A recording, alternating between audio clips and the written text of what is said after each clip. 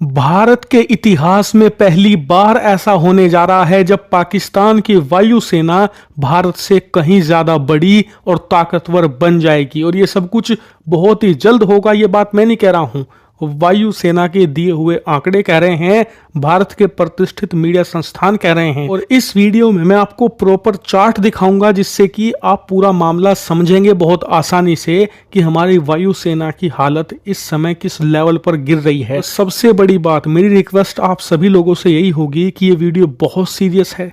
खुले दिमाग से सोचिएगा और समझने की कोशिश कीजिएगा इसे, क्योंकि एज ए इंडियन सिटीजन आप सभी लोगों की सुरक्षा इससे जुड़ी हुई है। इसीलिए इस मामले को बिल्कुल भी लाइटली मत लीजिए। तो चलिए इसी के साथ इस गंभीर वीडियो की शुरुआत करते हैं। तो दोस्तों, हाल ही में इंडिया टुडे ग्रुप ने भारतीय वायुसेना के दिए गए आंकड़ों से ये अनुमान लगाया है कि भारतीय वायुसेना की ताकत आने वाले 10 सालों में हर साल कितनी बढ़ेगी या कितनी घटेगी। और जो आंकड़े हैं हद से ज्यादा चौंकाने वाले हैं। दरअसल आप ये चार्ट देखिए, इस समय 2025 में भारत के पास 29 स्क्वाड्रन है। जो लोग नहीं जानते, 16 से लेकर 18 लड़ाकू विमानों से एक स्क्वाड्रन बनता है।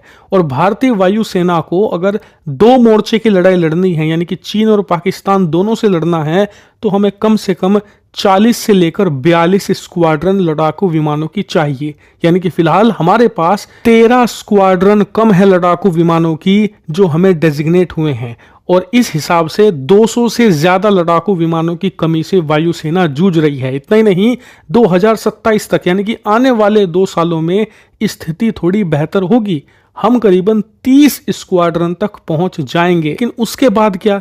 तो उसके बाद हमने करीबन 83 तेजस लड़ाकू विमानों का ऑर्डर दिया है। और इसमें अनुमान यह लगाया गया है कि 2029 तक टाइम पर HAL सभी 83 लड़ाकू विमान वायुसेना को दे देगी, जिसके बाद हमारी स्क्वाड्रन संख्या 30 से बढ़कर 32 तक चली जाएगी। लेकिन उसके बाद जो भारतीय वायुसेना में होगा वो हम सभी के लिए किसी बुरे सपने से कम नहीं है, क्योंकि 2029 के बाद भारतीय वायुसेना से जैगुआर लड़ाकू विमान रिटायर हो जाएंगे, सभी के सभी। मिराज सारे के सारे रिटायर हो जाएंगे। MiG-29 जितने भी हैं सब रिटायर हो जाएंगे। और उसकी वजह से हमारी जो स्क्वाड्रन स्ट्रेंथ है 32 से गिरकर सीधी 28 हो जाएगी। इतना ही नहीं, इसके बाद असली कारनामा होगा 2035 में, यानी कि अब से 10 सालों के बाद, जब हमारे तमाम मिराज, MiG-29, सारे पुराने सोवियत जमाने के लड़ाकू विमान हम रिटायर कर देंगे।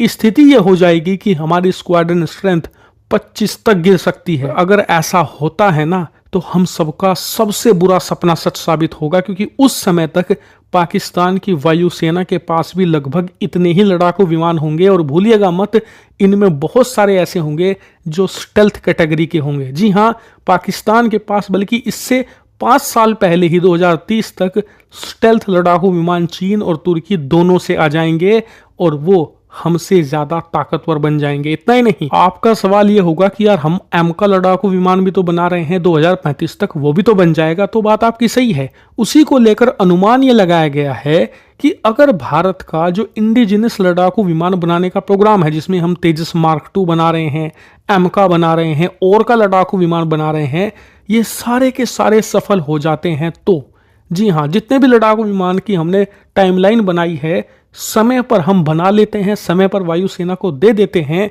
उसके बाद 2040 तक हमारे पास 25 नहीं 35 स्क्वाड्रन लड़ाकू विमान होंगे। लेकिन अगर स्थिति उल्टी हो जाती है, भगवान ना करे हमारा जो इंडिजिनस प्रोग्राम है वो सफल ना हुआ या फिर लेट हो गया, तो 2040 तक हमारी स्थिति और खराब होगी, क्योंकि जो सुखोई लड़ाकू विमान है वो भी रिटायर होना शुरू हो जाएंगे। और स्थिति ये होगी कि हमारी स्क्वाड्रन स्ट्रेंथ 35 नहीं बल्कि 25 से भी नीचे जा सकती है।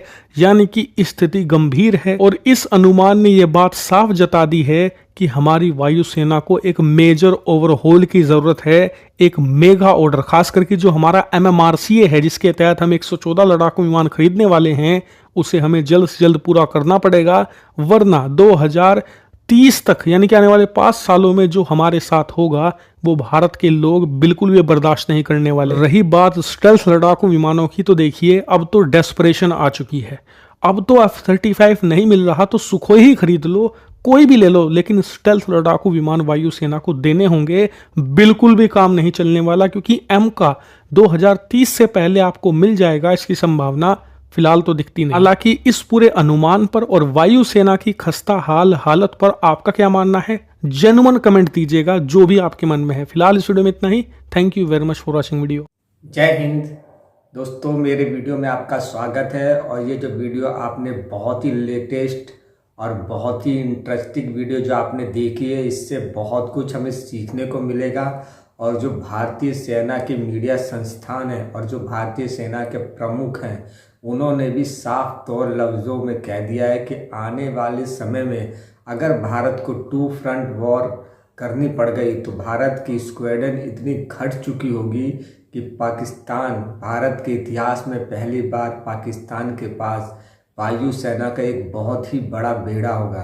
तो दोस्तों, इस पे भारत को बहुत ज़्यादा सीरियस होने की ज़रूरत है और अपने एयरफोर्स के बेड़े में एक से एक जल्द से जल्द फाइटर जेट्स की निर्माण की प्रक्रिया या डील बहुत ही जल्द कर लेनी चाहिए। तो दोस्तों, ये वीडियो आपको कैसी लगी हमें ज़रूर कमेंट सेक्शन में बताइएगा।